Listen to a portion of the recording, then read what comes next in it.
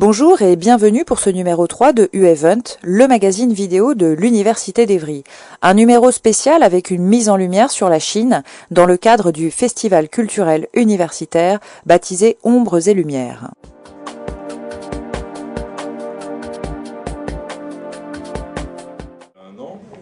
Initiative du président de l'université, Philippe Oudy, cette journée France-Chine Regard Croisé était l'occasion de consolider nos partenariats avec les universités chinoises et de mettre à l'honneur les étudiants de notre université, chinois et français.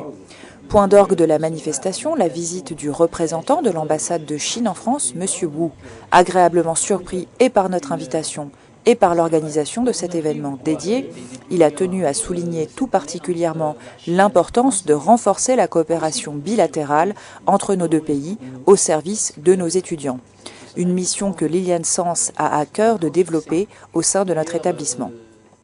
Il fallait absolument rendre intéressante cette journée pour qu'elle soit à la fois actée par les étudiants, pour les étudiants avec les étudiants.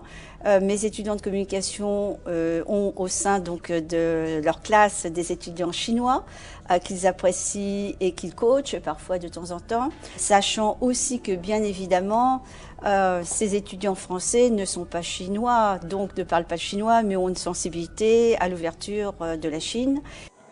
Une ouverture qui s'est remarquablement illustrée par une initiation à la calligraphie. Les étudiants chinois ont pu à leur tour transmettre un peu de leur culture à leurs camarades français au travers d'un atelier convivial ouvert au grand public et pris d'assaut pour l'occasion. Encre de Chine, pierre à encre, papier de riz, la magie était au rendez-vous. Une magie qui a envoûté il y a quelques 40 ans déjà Rémi Mathieu, notre conférencier du jour. Il nous explique pourquoi. Comment fait-on pour ne pas étudier la Chine? C'est une question que je me suis posée pendant toute cette longue vie de scientifique. Et à un moment, la culture chinoise m'a ouvert les bras. Donc, elle ne les a pas refermés depuis.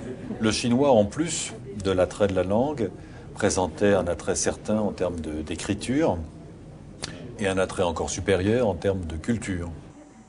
Consciente de ces enjeux, l'Université d'Évry nourrit l'ambition de créer des ponts entre nos deux pays. Le partenariat avec l'Université du Shandong en témoigne, mais la lecture croisée de poèmes français et chinois pour laquelle les étudiants ont travaillé de concert en est un bel exemple. Traduction du poème Aurore Brentali. Au sommeil du printemps, oubliez l'aurore. Voici que les oiseaux chantent de toutes parts. Cette nuit, ni c'est le vent et la pluie. Qui sait combien de fleurs sont maintenant tombées. Pour nos étudiants français, ces échanges représentent une opportunité unique d'élargir leur horizon en se nourrissant d'une culture encore méconnue et lointaine, de quoi leur offrir des perspectives en Chine sur le plan professionnel. Les étudiants chinois apportent leur expérience, leur façon de penser, leur façon de travailler aussi, leur façon de concevoir le monde, leur conception des relations à la fois entre hommes et femmes d'une part, et d'autre part, leur notion de la hiérarchie sociale. C'est une chose qui nous échappe pour partie. Or, je l'ai rappelé au cours de cette conférence, la société chinoise est une société traditionnellement hiérarchisée. Par exemple, le rapport de professeur à élève, ou disons à étudiant, puisqu'on est en faculté, est très différent de ce qu'il est en Occident, en particulier en Europe.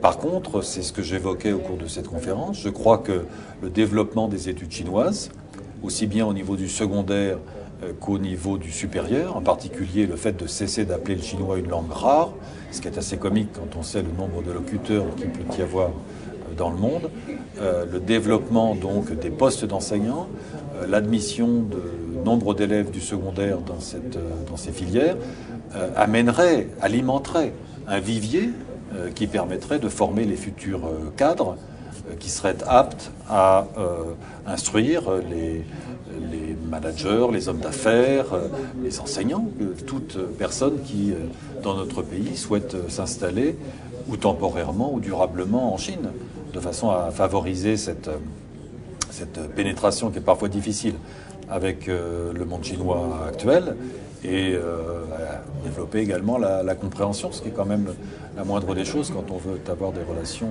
à long terme. Après cette journée riche en réflexions, le public a pu profiter d'un concert de musique chinoise du groupe Trésor de Chine. Bonne méditation. Thank you.